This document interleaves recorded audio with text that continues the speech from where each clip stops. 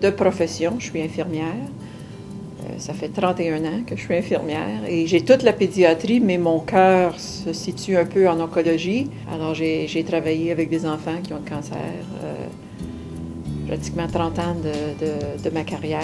Dans mon cœur, dans ma tête, tous les enfants, je ne voulais pas dire mes enfants parce que c'est un peu comme ça qu'on les voit.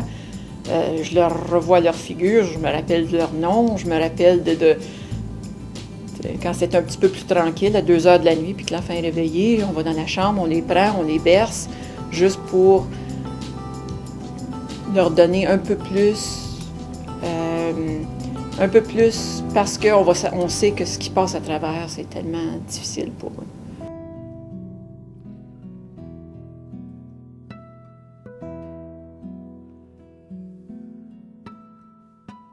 Le neuroblastome est un cancer solide qui suit habituellement le système nerveux.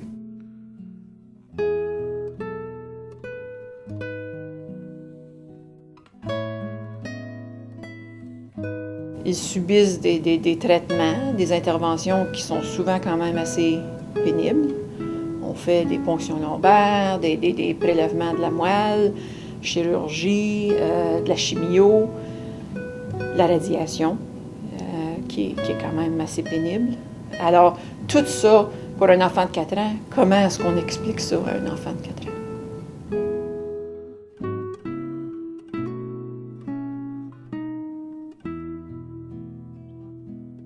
Le diagnostic de neuroblastome, parce que les chances de survie sont quand même moins bonnes que beaucoup d'autres cancers, c'est un diagnostic qui est tellement dévastateur sur une famille, sur des parents.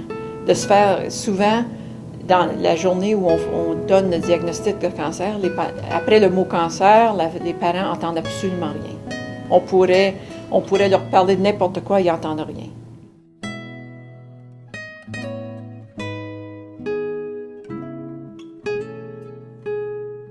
On voudrait faire le plus possible quand un enfant se présente puis qu'on est obligé de donner à la famille le diagnostic de neuroblastome.